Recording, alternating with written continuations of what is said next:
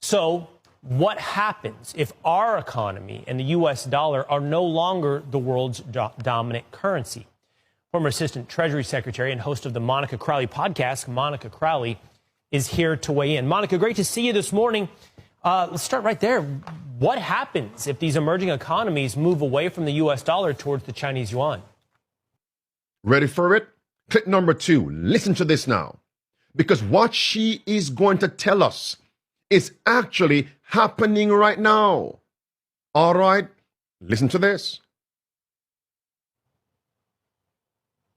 Well, good morning, Will. It's great to be with you. And it's really hard to overstate exactly how catastrophic the abandonment of the U.S. dollar would be as the world's global reserve currency. Look, since the end of World War II, the dollar has been the safe place to go, and it's been backed up by a couple of things. It originally was backed up by gold, but President Nixon took us off the gold standard, so there's no hard asset backing up the dollar anymore for the last 50 years.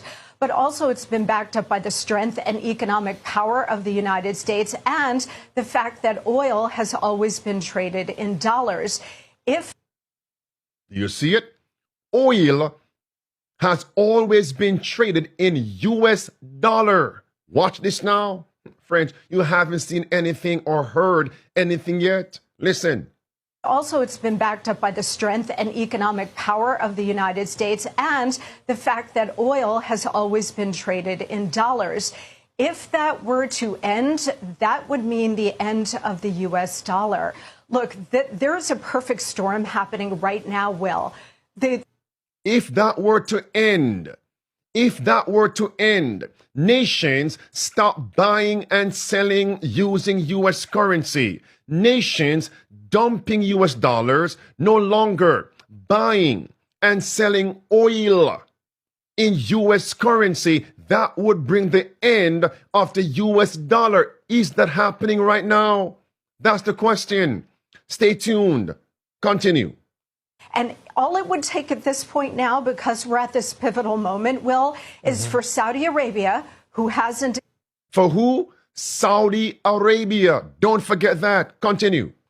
And all it would take at this point now, because we're at this pivotal moment, Will, is for Saudi Arabia, who has indicated that they're open to this, to say, you know what, we're going to be open to considering other currencies to trade in oil. If that were to happen, there would be a complete implosion of the global economic system, but certainly the American economic system.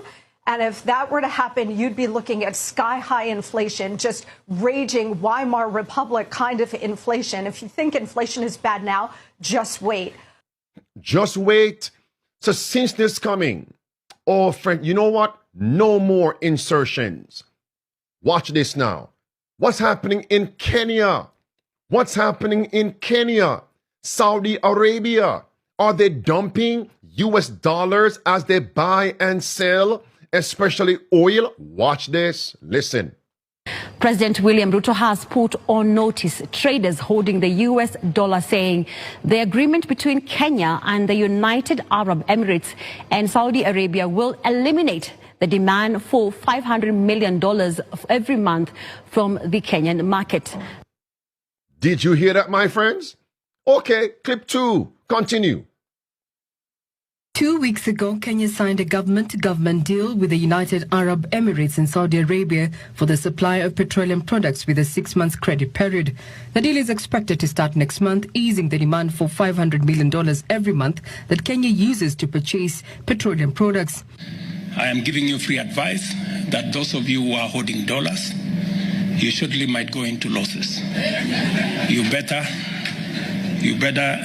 do what you must do, because this market is going to be different in a couple of weeks. If you're holding dollars, trading in dollars, dump the U.S. dollar. Continue. Pressure on the Kenya shilling. Our fuel companies will now be paying for fuel in Kenya shillings. Did you hear that? What will they be using to purchase oil and fuel? pressure on the Kenya shilling. Our fuel companies will now be paying for fuel in Kenya shillings. They do not have to look for dollars every month. And secondly, And when would they do this? When would they start this? In a few weeks. Friend, my point here is, you know what? Let me save that. Let me continue here. Listen. How would this impact us in America? Anybody here from Kenya? Live with us? Watch this. Listen. But more importantly, we would lose our economic dominance and we would lose our superpower status. Monica, the world's reserve currency said it's a privilege for the United States for the dollar to have been the world's currency. How does that relate to each individual American? How has that changed or impacted or improved our lives throughout the last several decades? Do you want to hear the answer? Yeah, I mean, it's given the United States incredible dominance in the world in terms of the economic system and in terms of trade. It's kept prices down. So whether it's energy prices, whether it's your food prices, the entire global economic system is reliant on the safe and secure dollar. But that is no longer true, again, because we've been printing money like crazy and devalued the power of the dollar and the value of the dollar. But on top of it now, again, oil is the critical linchpin of this. If Saudi Arabia decides to join with America's enemies here and start trading oil in different currencies, that is going to undermine the entire global economic system. And here at home, you know what it's going to mean for us? It's going to mean raging inflation, so much worse than anything we have ever experienced, Will. And I'll tell you. Oh, my friends, do you see that? Did you hear that, friends? The signs are here, a perfect storm. How would that affect us negatively? Let's continue. Do you have extra oil in vessels somewhere? Listen, continue. Worse than anything we have ever experienced, Will. And I'll tell you, they're setting it up so that they can then come to the rescue by introducing central bank digital currencies. Stop. Oh, my friends. It's the Hegelian dialectic, create the crisis. And you know, the Fed chairman already said, Jerome Powell said, if we want to remain dominant, the superpower in the world, we need a digital currency. And he mentioned the Fed Now payment system, which is baby steps to their own CBDC. Same thing, but different packaging. Same system, but different names. Dump the US dollar, create the crisis. And how will America respond? But in that intermediary time period, how are we going to be affected?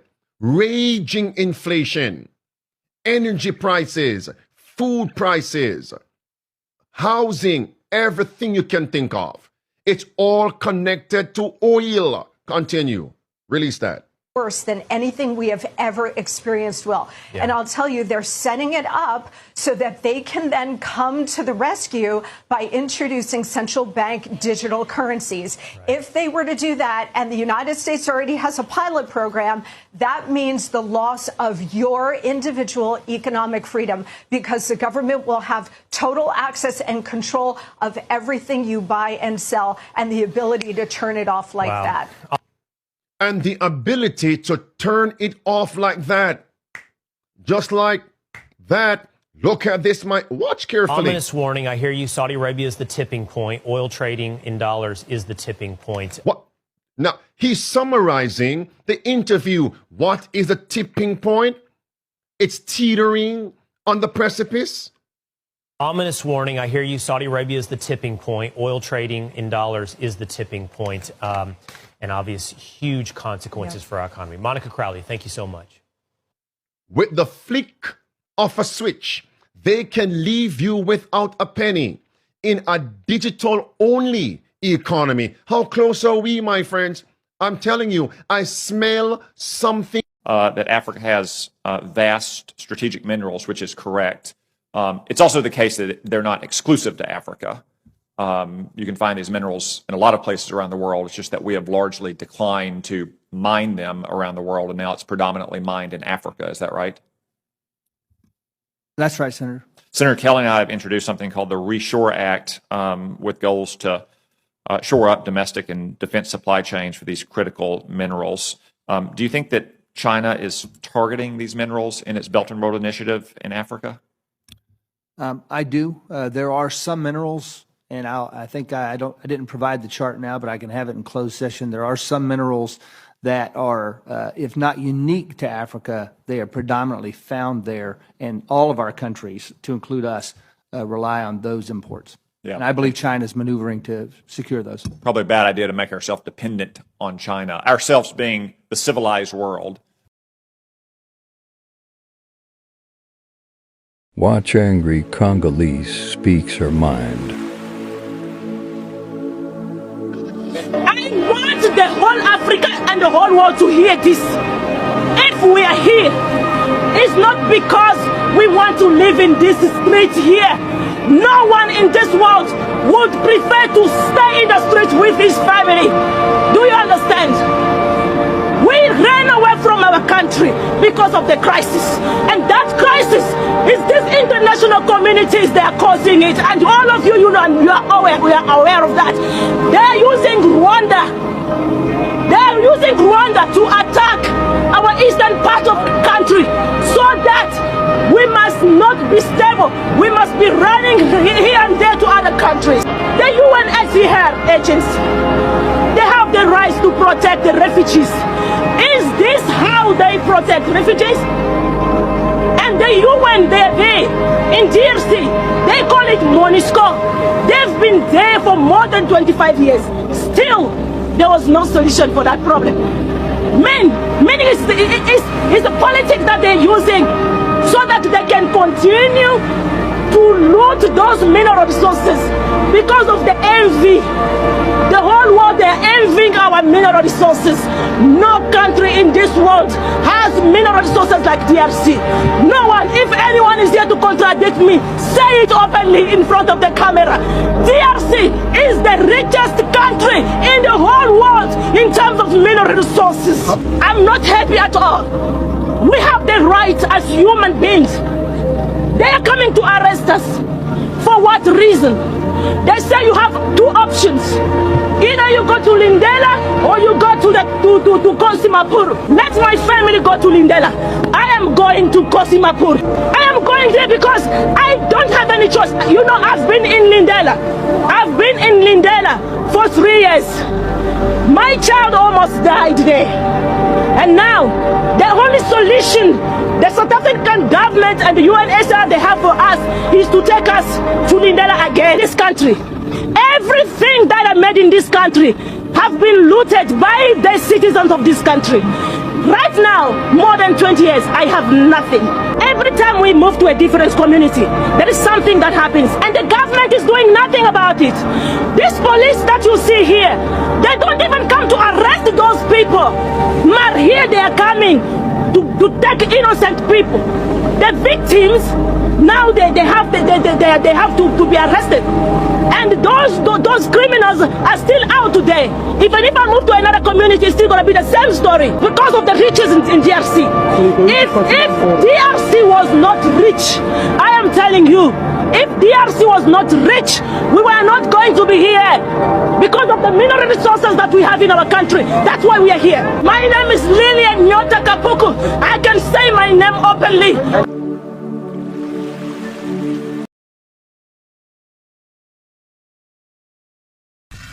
According to Dr. Ben, the original name of Africa was Alkebulan. Africa, the whole continent, was also called Ethiopia. As a matter of fact, the Atlantic Ocean was called the Ethiopian Sea.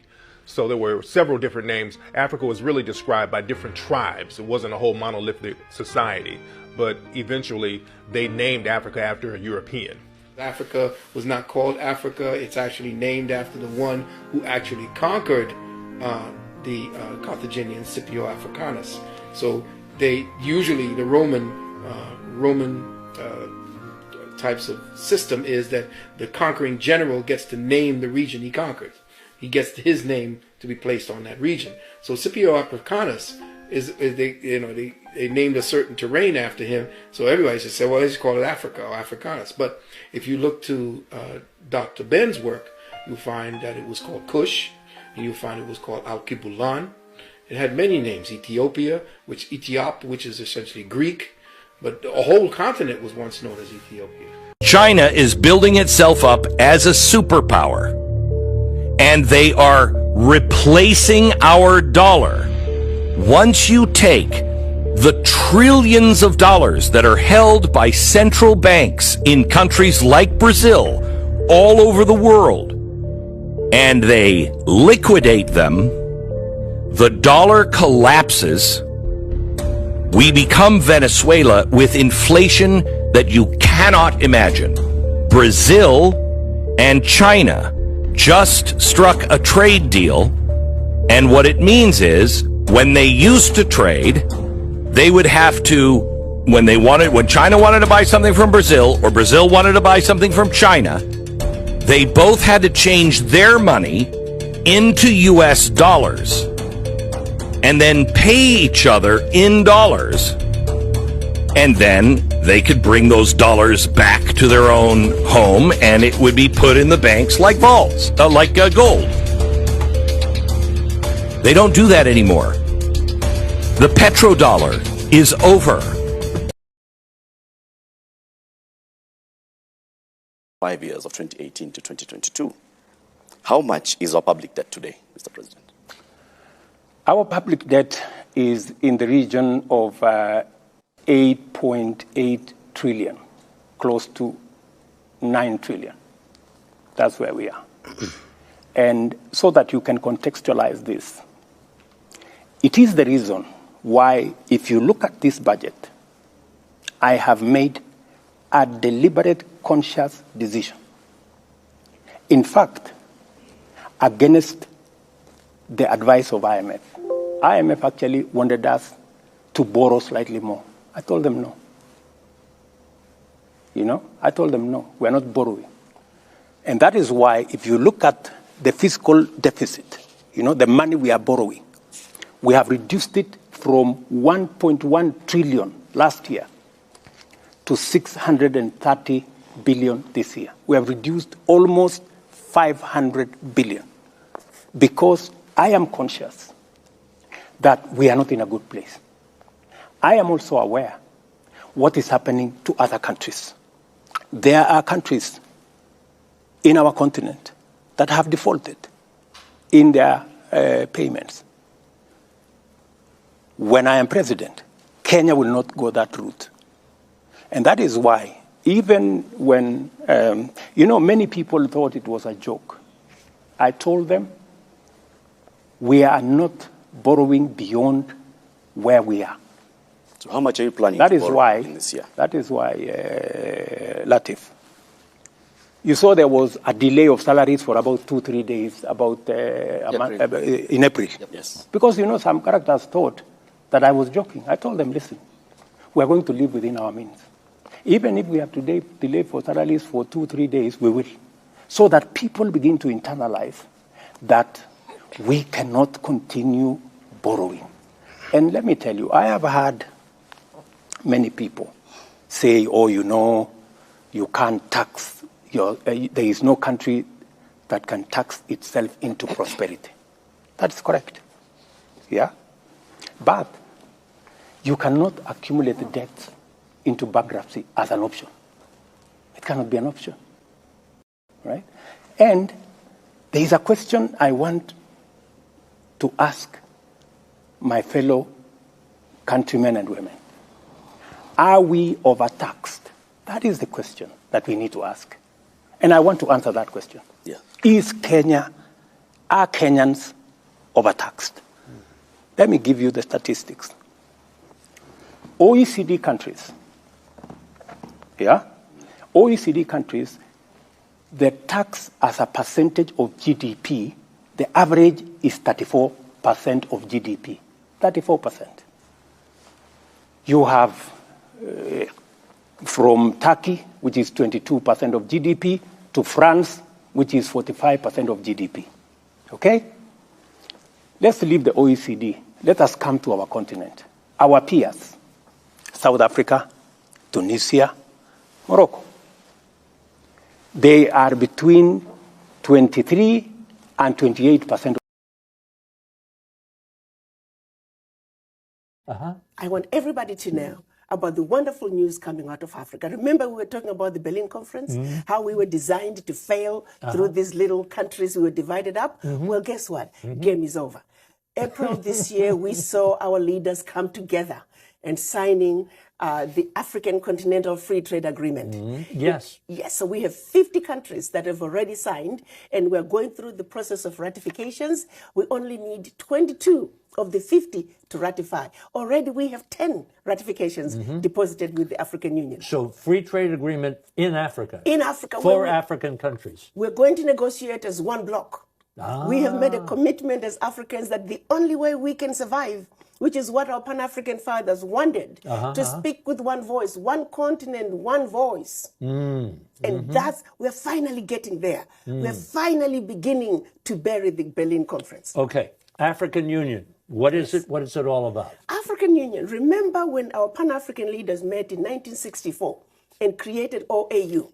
It was during that wonderful Organization of African Unity. That's when Kwame Nkrumah proclaimed Africa was for the Africans and African Union now.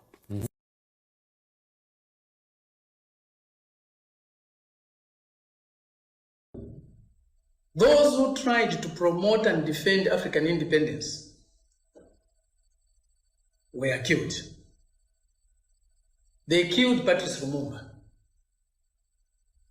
This is not propaganda. Their own documents are revealing that they're classifying documents now, which show clearly that they killed Patrice Lumumba. For what? For seeking a sovereign, peaceful, and independent Congo. His body was melted in sulfuric acid. Today, we do not know, or we do not have any remains of Patrice Lumumba. They overthrew Kwame Nkrumah simply for advancing, defending the sovereignty of Ghana. They killed Amilcar Cabral for seeking the independence of Guinea-Bissau. They killed Thomas Sankara for simply insisting on an independent and dignified Burkina Faso. Not very long ago, we saw on television screens the barbarous murder of Muammar Gaddafi. We know why Muammar Gaddafi was killed. Again, it was for defending the independence, the sovereignty of Africa. They have been against our sovereignty. They have killed our leaders. As far as I'm concerned, since we met you people 500 years ago, look at us. We've given everything. You are still taking. It's true. I mean, where will the whole Western world be without Africa? Our cocoa, our timber, our gold, our diamonds, our platinum, our whatever. Everything you are is us. I am not saying it, it's a fact. And in return for all of this, what have we got? Nothing. Anti-personnel indoctrination against ourselves. If you go and cook your horrible diseases like AIDS, you say it is us. You brought us tuberculosis. We didn't have this big cough until white people came here. In exchange for Africa giving Europe 500 solid years of our people, I mean, not Europe, the Western world, of our human beings to work your canes, to dig your gold, to take in gold itself, diamond, I mean, you know, fish, peanuts, palm oil, everything. In exchange for that, We have got nothing. Nothing. And you know it. Nothing. And you look upon, white folks look upon us like monkeys. It is true. It's in your literature. Some of your best thinkers have said this about us. Have you heard of all these Germans? Have you heard? Okay. Yes. They said, Lord Burton, yes. People like that, they said, we don't even have the brain of animals. That's what we've got from you people. But don't you think that this is over now? Over where? Is it over? Who said that 8 came from the green monkey? Is it over? Is it over? Well, if this is your impression, do you think that you can ever forgive us? It's not a question of forgiveness. I have nothing against you. My point is that you did and you are doing for your survival what is necessary. We can't blame you for that. The fact that we didn't do enough for our own survival and we are still not doing enough for our survival, that is not your problem.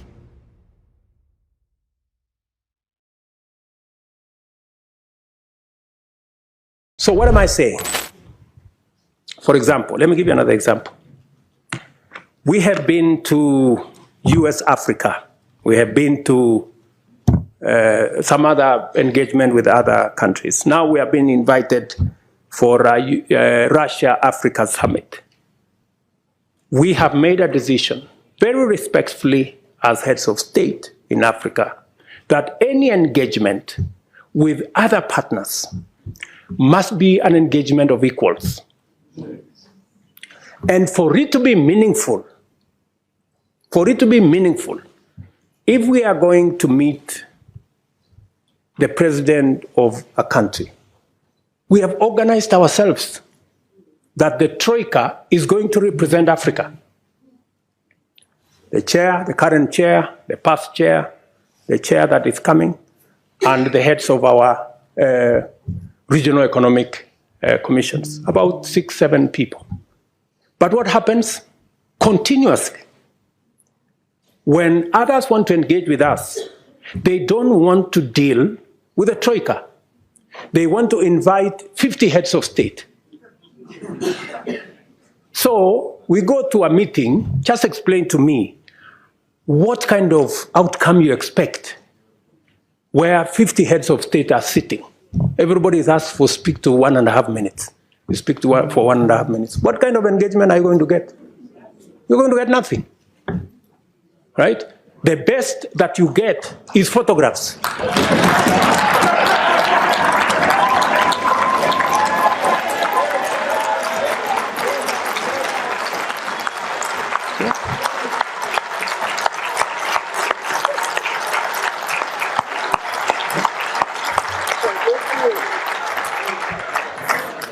That's it.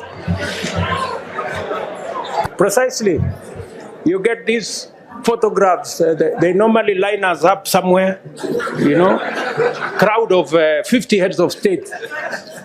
And that's all we come home with, because there isn't time to engage. Any serious country that wants to engage with Africa, must respect first our architecture. If we have said we are going to be represented by the Troika, why are you inviting 50 people unless you want to sabotage the whole discussion?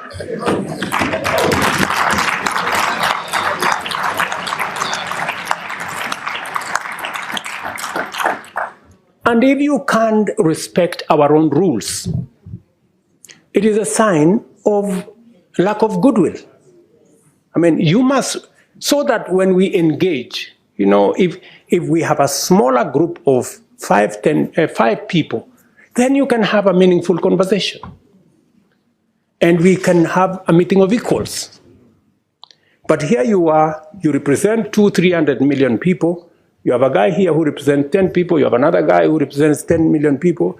Then that conversation becomes, and some of the time, the most unfortunate thing is that some of the people who invite us to these meetings tell us, if you don't come, there will be consequences. So, all of us are forced to go to a meeting that has no meaningful outcome because of blackmail. This is not right, good people. You know, this is not okay. You know?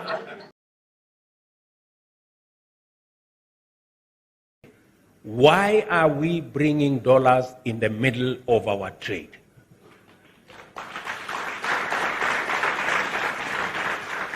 This is the question we should be asking ourselves. And in the process, all our business people are stranded. Egypt cannot pay for our tea because they are looking for dollars. We cannot pay for their sugar because we are also looking for dollars. You know? And this is the, and I had a conversation with President Orama of the Afri-Exim Bank, and they have built a mechanism where all our traders can trade in the local currency, and we leave it to the Africa Exim Bank to settle all the payments in local currency. We do not have to look for dollars. Our business. The first thing African people have to know is this, is that the name of our continent was never Africa. The name of our continent was Ethiopia, burnt face, mentioned in Genesis chapter 2. The name Africa comes in the last part of the last millennium when General Africanus, an Italian Roman general, defeated the African army. And it was his privilege and his right to name what he conquered.